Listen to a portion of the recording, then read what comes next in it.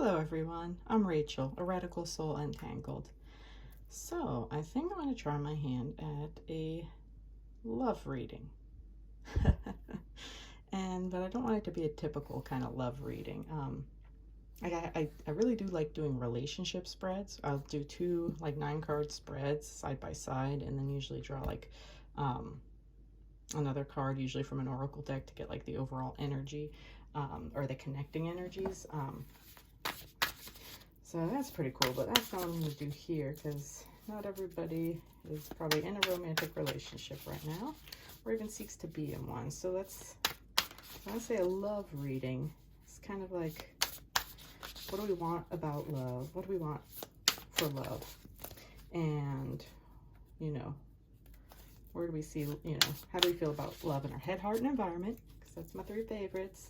And then kind of energies we have that are helping us to achieve love, what's hindering us to achieve love, and what we can change or enhance in order to let more love into our lives in general. So it doesn't necessarily have to be romantic love, because really love is love overall, just different degrees of intimacy and intensity, but love is love, right?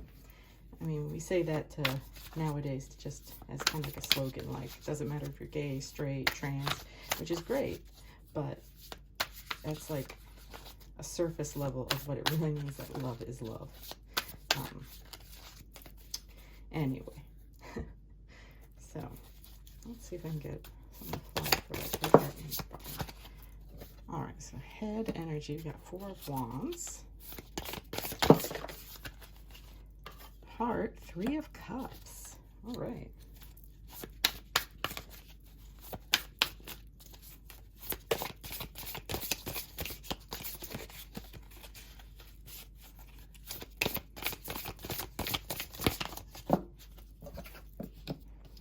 And Page of Wands. Okay. So that's the head, heart, and environment. And now, what do we get for supportive energies? What kind of supportive energies do we have around us when it comes to love? What kind of supportive energies do people have around them when it comes to love?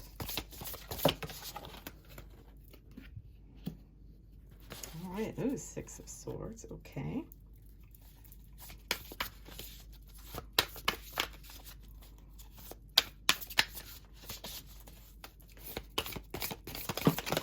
Oh boy, okay, that was too many.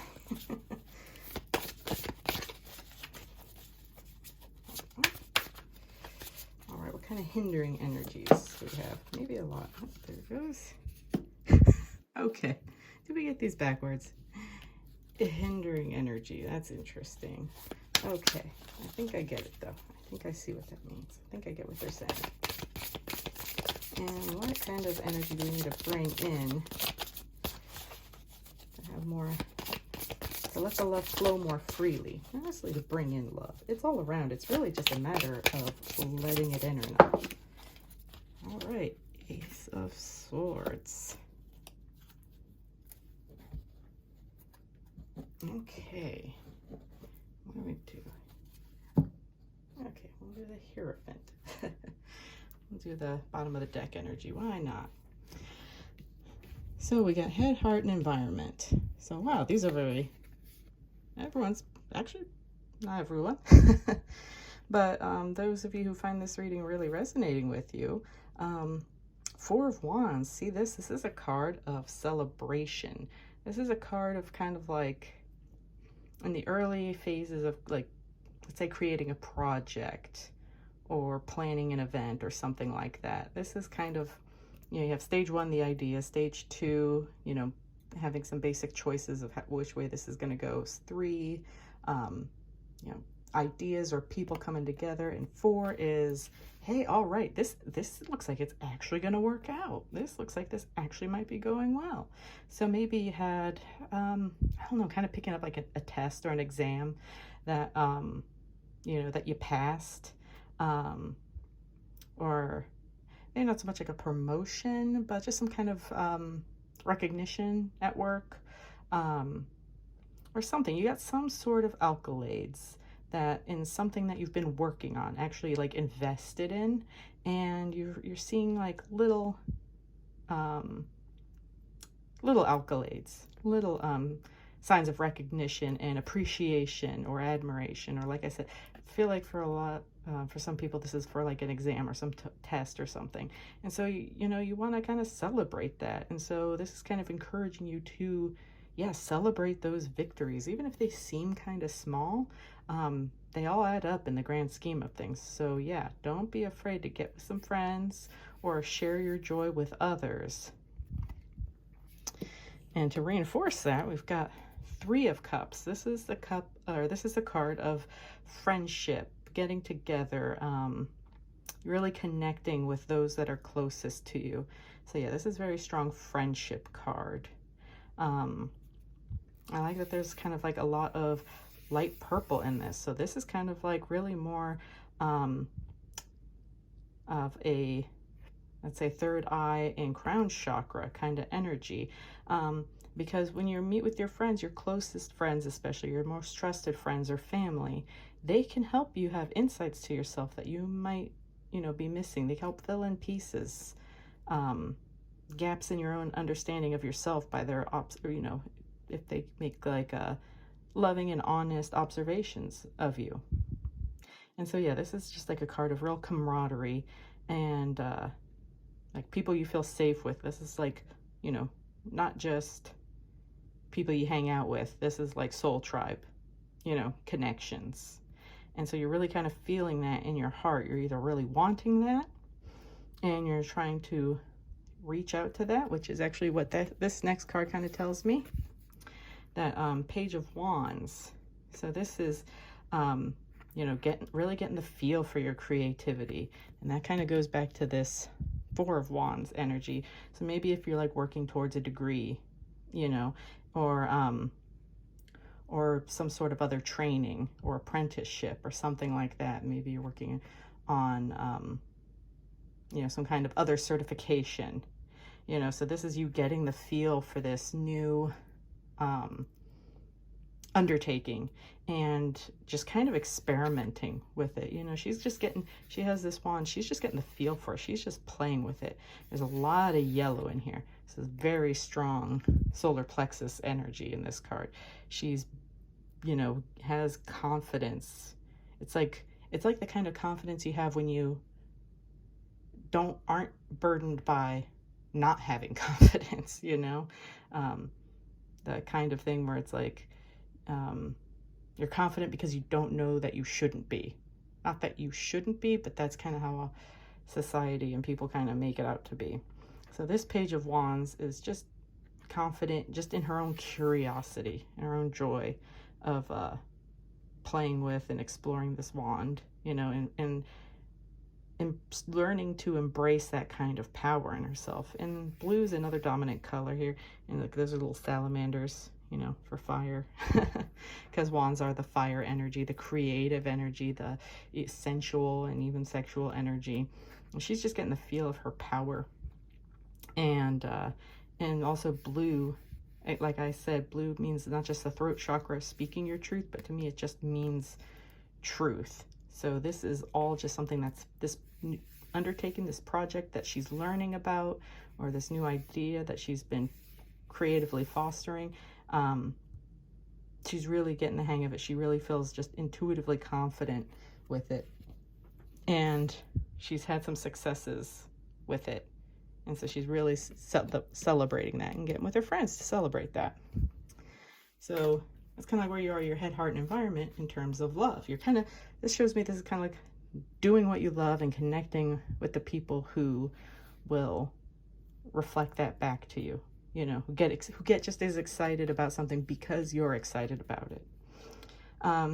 So this is interesting for so this would be the helping energy. So you'd think these two would be reversed. I'll explain. So we got the 6 of Swords, but it's coming out in the reverse. So 6 of Swords is the transitional, it's the transition kind of energy. So this is usually after something kind of painful or scary or, incredibly stressful happen. Because Five of Swords is kind of like the win at all costs, you know, kind of ruthless, you know, cutting energy. And so Six of Swords is kind of like you've learned to move on past that, you know, past that conflict and move on towards a more peaceful environment. So we have kind of like a, you know, stormy kind of look to it, you know, a lot of water energy. You know, she's looking kind of downward, like she's been reflecting, you know, and these crows are, and there's always a boat. There's always a boat on the water moving. And so she's got her bag. She's got a little red shawl on, you know, very noticeable red wrap. It's like the card has very little color except for that. And that just kind of tells me that that means she's confident that in her root chakra, she feels well rooted enough to feel confident in moving into this transition. But in the reverse, and saying that this is what kind of helpful energy this is kind of telling me that maybe you're coming out of a kind of painful conflict, and you've taken the time to reflect on it, and you've taken the time to reevaluate things. And what I think is really interesting about this version of the Six of Swords is that most other cards usually show it from behind. You see the boat is usually a ferryman and a woman and a child, and you usually see the ferryman's back, and sometimes the woman and child are facing you, sometimes they're facing away from you, but usually the boat is moving away from the viewer. In this case, the boat is arriving, and even by here it looks like it's actually coming to shore. Looks like the crows are actually pulling it to shore. Crows represent swords energy in this because it's an air element. So you've had time. So in reverse, I think it means you're arriving. You know, you've taken the time to reflect on some past conflicts in your life, and you've probably taken the time to really reflect on your contribution to why things haven't always turned out the way you wanted. You know, ways that you've either self-sabotaged or maybe instigated conflicts, or let yourself get pulled into other people's drama, and you've taken the time to pull away from that and reflect on that. And so you're kind of just coming on to the other side of that. So hindering energy is what I find interesting. Like, what I'm saying, this is a love reading. What energy is hindering us? Knight of Cups coming out and like upright. So you've seen my previous readings. He's been out before. Knight of Cups is the, you know, the ideal lover coming into your life. You know, he respects you. He's got his hat off. He's got a bouquet of roses. He's kind of relaxed though. You know, he's not overly formal about it. He's got like all kinds of cute heart tattoos, tribal tattoos and stuff. Here's his cup, but he's got like a little picnic set up with what? A little love letter. There's a lot of red energy and this peach kind of color, which I feel like kind of represents the sacral chakra, maybe like a softer version of it, kind of like a rose quartz, you know, kind of, so like a loving, sensual, sexual kind of energy, but that's kind of toned down. You know, it's there, but it's toned down. And he's got like little wings on his sneakers, you know, so he kind of is coming at you fast and, you know, hard. And his horse, sorry, and his horse is there, you know, like ready to take you guys on a romantic ride or something like that. And so this is a hindering energy to be mindful of. I would say be mindful of ways you've idealized partners in the past. And also don't be so hung up on seeing love only in a romantic sense. Saying nobody loves me, nobody loves me, no, why won't anybody love me? Well, usually when most people say that, they mean, why don't I have a romantic partner? So I think this is really warning that, like, you know, if you are pursuing a romantic partner, you've had a romantic partner, you know, one, don't idealize them, or a prospective romantic partner. Be mindful of like idealizing them, you know, and thinking that they're going to save you, and that this is the relationship that's going to fix everything, because that's all stuff that you've had to luckily you've taken this time to reflect on your part in past heartaches, past conflicts, dramas, and you've pulled away, and hopefully you've gained a lot of insight and lessons from that you can apply. And so don't idealize partners, and also don't focus so much on romantic partners being the epitome of love. Look to your friendships, in your heart. Look to your friendships. Look to your successes and see who celebrates those successes genuinely with you.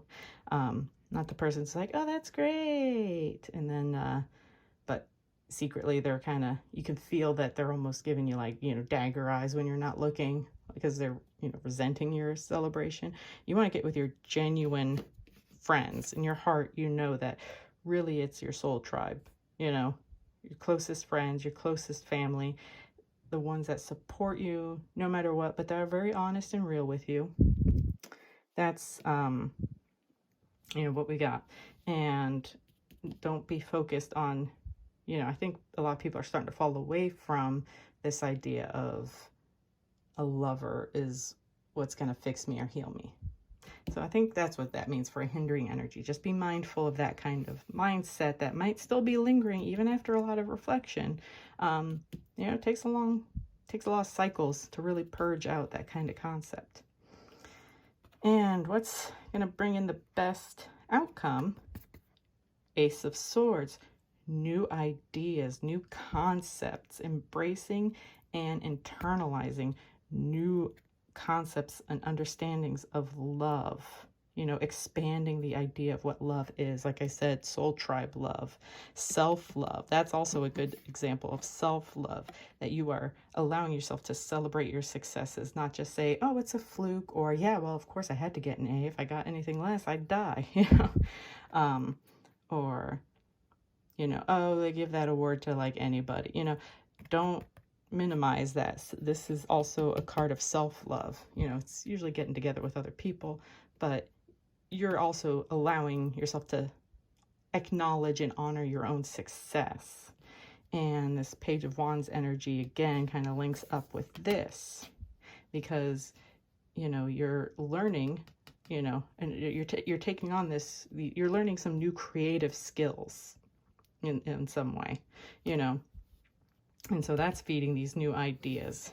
And this time that you've taken to reflect on your part in past conflicts and dramas, and your part in like past breakups and all that, you're creating new ideas off of that, but ideas that aren't based on defensiveness, ideas that aren't based off of old paradigms of heartache and trauma that can never heal, and that you're damaged. You're letting go of that. You've got to embrace these new ideas about healing, about moving forward, about finally releasing those things. And so we have this bottom of the deck energy. I guess I should say this first. But the bottom of the deck energy is the Hierophant. And and the High Priestess right underneath, and that's pretty cool. But anyways, the Hierophant is he's like the high priest, he's like the bishop, I guess, of a church or something like that, traditionally. But I think was called like the Pope in more older decks. But I like, and sometimes people say this is usually a card of like marriage. This is a card of looking towards for spiritual guidance from like from a spiritual leader. But I like this version of the Hierophant because it's just a dude, It's like to remind you that, you can find spiritual guidance from anyone. This guy almost looks like he could be like, not so much a, homeless person, but like a vagabond, somebody who almost chooses to be homeless, and he's sitting at the base of these stairs, and the stairs lead to this, mandala flower. And so it's almost like I see this card as, you think, oh, this guy's the gatekeeper, this guy's guarding the stairs. I've got to prove myself to him in order to reach this ascension. And he's just this joyful guy, and who just seems to have like a very transcendental way of viewing the world. And it's more like he's like, no, man, like, I'll talk with you, you know, I'll give you some pointers and some ideas, but I'm not blocking these stairs, you know. Just imagine you go up to this person, you go, oh, hey, you start talking to him, and you have this already assumption in your head that he's guarding these steps, and that you need to like impress him or figure out this thing. See how we make things a lot harder, you know, than they need to be, when it's just like, can I go up those stairs? And he'd be like, yeah, you figure it out. You go up those stairs, you know, I'll give you some, I'll let you in on a few secrets, but yeah, that's your stairwell. Everyone's got their own path to enlightenment, basically. And also, might be hard to see in this card, but there's all kinds of little symbols, religious symbols. We've got like the ichthus, the Om. We've got some runes, we've got pentacle, we got the triskelion, you know, all kinds of religious and like different pagan symbols and things like that. Plus this mandala, kind of not necessarily a 1,000-petal lotus, you know, for the crown chakra, but you know, similar concept, flower that has to open up. And we've got some yellow and even some like, you know, sacral energies for confidence and, you know, sensuality, creativity, because you have to be grounded in your body. I like how he's sitting on the ground, so he's a grounded person. He's not the Hierophant, kind of traditionally seen as somebody that's you know, exalted, is in his position because of his office, you know, his office of being the high priest, the bishop, whatever, and that this institution grants him that kind of spiritual authority. I really love this version of it because it's just a dude sitting barefoot. He's on the ground. It's his own grounding that is the key to his enlightenment. He's grounded in his body and, you know, to the earth. And you can see his head. He's looking up. He's just smiling. He's laughing. He's just very joyful, just sitting there. He's just being, you know. So, yeah, this is a reminder that these are the kind of qualities that you really want to look for if you do need to seek spiritual guidance. Not to look to somebody who has the best credentials, you know, or is in the right church for you, or, you know, or part of a church at all, or any kind of organization. You don't look to the organization or the fanfare around this person's position to grant them the trust that, you know, for your spiritual guidance. You look for somebody like this, you know, somebody grounded, down to earth, yet joyful, yet connected to higher realms, you know, but not shunning his body, you know, but connected with his body. I just feel like he's very connected to his body in this energy. And we have a lot of crown chakra with these, you know, like fuchsias and these white for crown chakra and insight. And you know what, I'm just going to say for fun, we got the High Priestess, like, in reverse. So maybe this kind of means this is all about the insight. But in reverse, it usually kind of means, like, there's stuff that you're not yet ready to learn. You know, so if you are looking for spiritual guidance, or, you know, you're trying to meditate and you're having difficulty, you're having some blocks, it's kind of saying there's some things that might be blocking your intuition right now that you got to clear up, because even if somebody did tell you those answers that you're seeking, you have so many blocks right now that even if somebody told you the exact perfect answer, you wouldn't recognize it. So usually High Priestess in reverse means that there's some kind of block to your intuition that you ought to clear up, you know. Otherwise, it doesn't matter if somebody tells you the purest truth. If Jesus, like, came down right in front of you and told you everything about your past lives and your destiny and everything, you'd be like, yeah, sure, whatever, dude. I like this High Priestess. If you can see, she's kind of spooky. She's got her eyes closed, but she's got like ghost eyes tattooed. I can't tell if it's like her eyelids are supposed to be translucent or if those are supposed to be like tattoos, but it's like, you know, her third eye, you know, that is the looking within energy. We got the moon, you know, connecting her to her insight.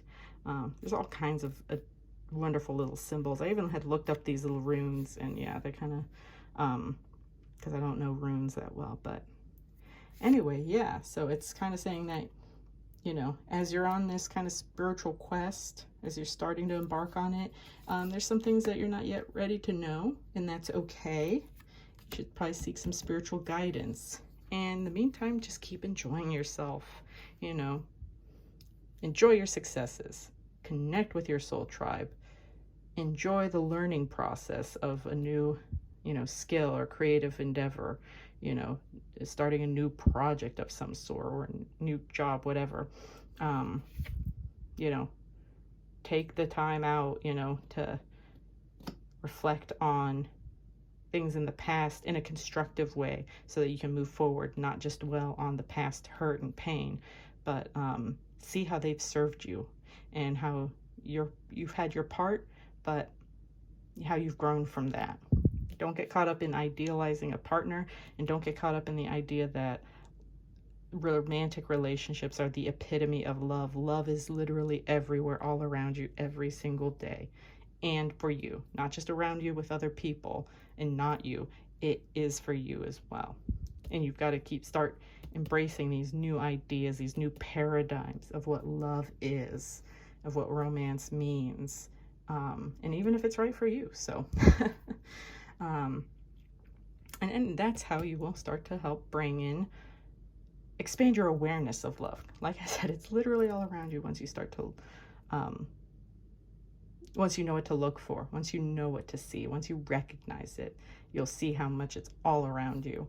And you've just got to let old ideas fall away and start bringing in these new ideas. So if you need a spiritual teacher, they're all over the place. They really are. Could be even somebody in your own family, somebody in your soul tribe, YouTubers, co-workers. They're everywhere. You don't have to seek just one specific person. There's spiritual guidance all around you. You just have to really take the time to reflect and look within. So anyway, really hope this love reading was informative and gave you some insights. I'd really like to hear what you think about it.